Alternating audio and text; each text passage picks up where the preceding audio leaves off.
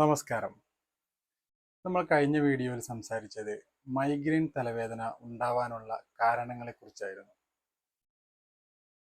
പ്രധാനമായും മനസ്സുമായി ബന്ധപ്പെട്ട ഒരു അസുഖമാണ് മൈഗ്രെയിൻ എന്ന് നമ്മൾ കഴിഞ്ഞ വീഡിയോയിൽ സംസാരിക്കുകയുണ്ടായി. ദൈനംദിന ജീവിത ശൈലിയിൽ എന്തൊക്കെ മാറ്റങ്ങൾ വരുത്താൻ കഴിയുമെന്നും മൈഗ്രെയിനിൽ നിന്ന് എങ്ങനെ മുക്തി നേടാമെന്നതിനെക്കുറിച്ചുമാണ് ഇനി സംസാരിക്കുന്നത്.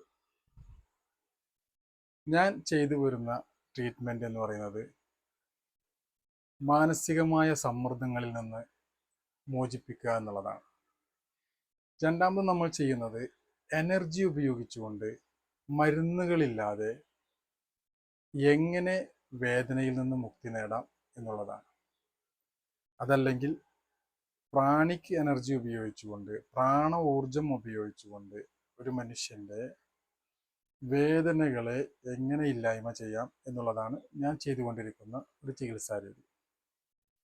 അതുകൊണ്ട് തന്നെ നമുക്ക് മരുന്നുകളില്ല, ബോഡി ടച്ച് ഇല്ല, അല്ലെങ്കിൽ മറ്റേതെങ്കിലും രീതിയിലുള്ള സംഭവങ്ങളൊന്നുമില്ല. വളരെ കൃത്യമായി പറഞ്ഞാൽ ഞാൻ മനസ്സിലാക്കിയിടത്തോളം മൈഗ്രെയിൻ അഥവാ ചെന്നിക്കുത്ത് എന്ന് പറയുന്നത് മനസ്സിൻ്റെ താളപ്പിഴകൾ മൂലം ഉണ്ടാകുന്ന ഒരസുഖമാണ്. അങ്ങനെ പറയുമ്പോൾ ചില ആളുകളെങ്കിലും പറയാറുള്ളത് നമ്മളടുത്ത് മനസ്സിൻ്റെ താളപ്പിഴകൾ അല്ലെങ്കിൽ മാനസികമായ സമ്മർദ്ദങ്ങൾ, സ്ട്രെസ് എന്ന് പറയുന്നത് ഇല്ല എന്ന് തന്നെയാണ് പറയാറ്. എനിക്ക് അങ്ങനെ ഒരു പ്രശ്നമില്ല, ഞാൻ അങ്ങനത്തെ ഒരു പ്രശ്നം ഉണ്ടാകേണ്ട ഒരാളല്ല എന്ന് തന്നെയാണ് പറയാറ്.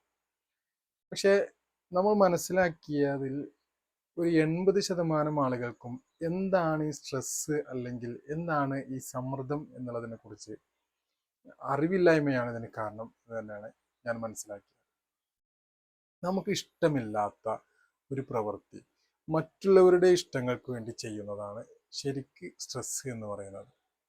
അത് പല രീതിയിലുമാകാം. ജോലിയാകാം, വീട്ടുകളിലെ ജോലികളാകാം, അല്ലെങ്കിൽ സ്വന്തം ജീവിതത്തിലെ ചില ചേഞ്ചുകളാകാം, അതല്ലെങ്കിൽ മറ്റുള്ളവരുടെ ഇഷ്ടത്തിന് വേണ്ടി നമ്മൾ സ്വയം മാറ്റുന്നതാവാം. അങ്ങനെ എന്തും, അങ്ങനെ പല കാര്യങ്ങൾ ഇതിൻ്റെ ഗണത്തിൽ ഉൾപ്പെടുത്താം. ഓരോ വ്യക്തികൾക്കും വ്യത്യസ്തമായ രീതികളാണ് ഉണ്ടാവുന്നത്. അതുകൊണ്ട് തന്നെ ഇതിനെ കൃത്യമായി മനസ്സിലാക്കുക എന്നുള്ളതാണ് ആദ്യത്തെ രോഗമുക്തിയിലേക്കുള്ള ആദ്യത്തെ സ്റ്റെപ്പ്.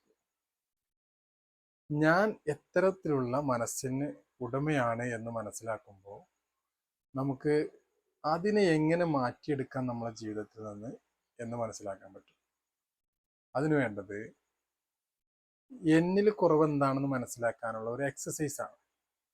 അത് പല ആളുകളും പല സൈക്കോളജിസ്റ്റുകളും ഒക്കെ നിർദ്ദേശിക്കുന്ന ഒരു രീതിയാണ്. നമ്മുടെ കുറവ് മറ്റുള്ളൊരാൾ നമുക്ക് ചൂണ്ടിക്കാണിച്ചു തരിക എന്ന് പറയുമ്പോൾ അത് നമുക്ക് ഉൾക്കൊള്ളാൻ നല്ല പ്രയാസമുണ്ടാകും.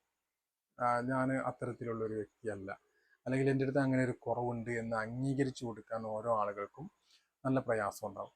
അത്തരം ആളുകളിലൊക്കെ നമുക്ക് ചെയ്യാൻ പറ്റുന്ന ഒരു രീതി, ഒരു പുസ്തകവും പേനയും എടുത്ത് നമ്മളെ കിടന്നുറങ്ങുന്നതിന് മുമ്പ് രാവിലെ മുതൽ വൈകിട്ട് വരെ നടന്ന 10 പോയിന്റുകൾ എഴുതി വെക്കുക എന്നുള്ളതാണ്. എന്തെന്ന് വെച്ച് കഴിഞ്ഞാൽ നമ്മളെ ലൈഫിൽ നടന്നുകൊണ്ടിരിക്കുന്ന നെഗറ്റീവായ സംഭവങ്ങൾ എന്തൊക്കെയാണ്? നെഗറ്റീവായ സംഭവങ്ങൾ രാവിലെ എഴുന്നേറ്റത് മുതൽ വൈകിട്ട് കിടക്കുന്നത് വരെ ആരോടെങ്കിലും ദേഷ്യപ്പെട്ടെങ്കിൽ അത്, അതല്ല നമുക്ക് ചില ജോലികൾ ചെയ്യാൻ ബുദ്ധിമുട്ടുണ്ടെങ്കിൽ അത്, അതല്ലെങ്കിൽ ദൈനംദിനം ചെയ്തുകൊണ്ടിരിക്കുന്ന പ്രവർത്തനങ്ങളിൽ നമുക്ക് ഇതിനോടെങ്കിലും വെറുപ്പോ അരോചകത്വം ഉണ്ടെങ്കിൽ അത്, അല്ലെങ്കിൽ നമ്മൾ ലൈഫിലേക്ക് ഏതെങ്കിലും വ്യക്തികൾ നമ്മുടെ വീടുകളിലേക്ക് കടന്നു വരുമ്പോൾ അത് ദിവസവും നമ്മളെ ഹരാസ് ചെയ്യുന്നുണ്ടെങ്കിൽ അല്ലെങ്കിൽ നമ്മളെ പിന്തുടരുന്നുണ്ടെങ്കിൽ അത്, അങ്ങനെ ഏതൊക്കെയാണോ വിഷയങ്ങൾ വെച്ചെങ്കിൽ നെഗറ്റീവായിട്ട് രാവിലെ മുതൽ വൈകുന്നേരം വരെ നമ്മളെ പിന്തുടർന്നു കൊണ്ടിരിക്കുന്ന ഏതൊക്കെ വിഷയങ്ങളുണ്ടോ അതെല്ലാം എടുത്ത് നമ്മൾ എന്ത് ചെയ്യണം? ഒരു 10 പോയിന്റുകളാക്കി, വളരെ ചെറുതാക്കി, വളരെ ചുരുങ്ങിയ ഇതിൽ നമുക്ക് മനസ്സിലാവുന്ന ഒരു രീതിയിൽ നമ്മൾ ഒരു 10 പോയിന്റുകളാക്കി നോട്ട് ചെയ്ത് എഴുതുക. ഇത് നമ്മളൊരു 10 ദിവസം തുടരുക. ഈ 10 ദിവസവും നമ്മൾ എന്ത് ചെയ്യരുത്? തലേ ദിവസത്തെ എന്ത് ചെയ്തു എന്നുള്ള, എന്ത് നെഗറ്റീവാണോ എഴുതി വെച്ചത് എന്ന് നമ്മൾ നോക്കരുത്. ഇത് ഇങ്ങനെ കൃത്യമായി ചെയ്ത് ഒരു 10 ദിവസത്തിന് ശേഷം നമ്മളിത് എടുത്ത് നോക്കുക. ഒരേ സംഗതി ദിവസവും റിപ്പീറ്റ് ചെയ്തു വരുന്നുണ്ടോ നോക്കുക. നമ്മുടെ ലൈഫിൽ നെഗറ്റീവായ പല സംഭവങ്ങളും ഉണ്ടാവും, അതിൽ ഈ സംഗതികൾ റിപ്പീറ്റ് ചെയ്ത് ഇങ്ങനെ വരുന്നുണ്ടോ നോക്കുക. അങ്ങനെ വരുന്നുണ്ടെങ്കിൽ നമുക്ക് മനസ്സിലാക്കാം നമ്മൾ സ്ട്രെസ്സിൻ്റെ പ്രധാന കാരണം ഈ റിപ്പീറ്റ് ചെയ്തുകൊണ്ടിരിക്കുന്ന സാധനമാണ്.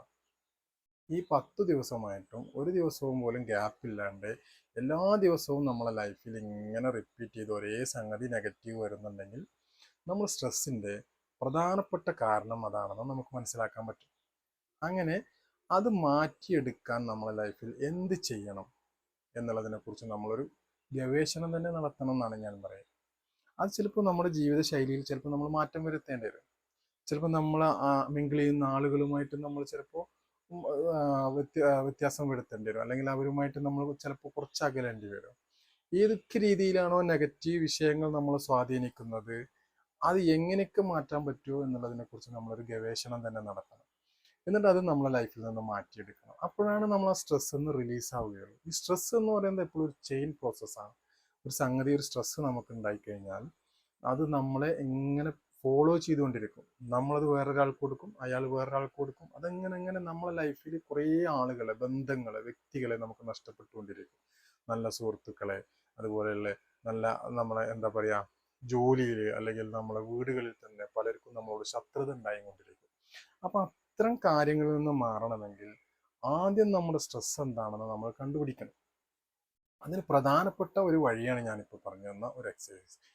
ഈ എക്സസൈസ് ചെയ്തുകൊണ്ട്, അല്ലെങ്കിൽ ഈ ഒരു വർക്കൗട്ട് ചെയ്തുകൊണ്ട് നമ്മളെ ലൈഫിൽ വന്നിട്ടുള്ള ഈ 10 ന്യൂനതകൾ എങ്ങനെ തിരുത്താൻ പറ്റുന്നോ, റിപ്പീറ്റ് ചെയ്തുകൊണ്ടിരിക്കുന്ന ഒരേ വിഷയങ്ങളാണെങ്കിൽ അതെങ്ങനെ മാറ്റിയെടുക്കാൻ പറ്റുമോ ആ രീതിയിൽ നമ്മൾ അതിന് വേണ്ടിയിട്ട് പ്രവർത്തിക്കണം.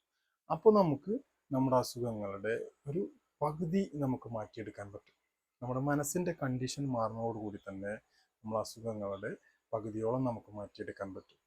വിശദമായിട്ട് അടുത്ത വീഡിയോയിൽ ഞാൻ നിങ്ങൾക്ക് ഇത് എങ്ങനെ നമ്മുടെ വേദനയെ കണക്ട് ചെയ്യുന്നു, അല്ലെങ്കിൽ വേദനയുമായിട്ട് ഇത് എങ്ങനെ കണക്ട് ചെയ്യുന്നു എന്നുള്ളതിന് ഉദാഹരണ സഹിതം ഞാൻ അടുത്ത വീഡിയോയിൽ നിങ്ങൾക്ക് പറഞ്ഞു തരാം. Okay, thank you.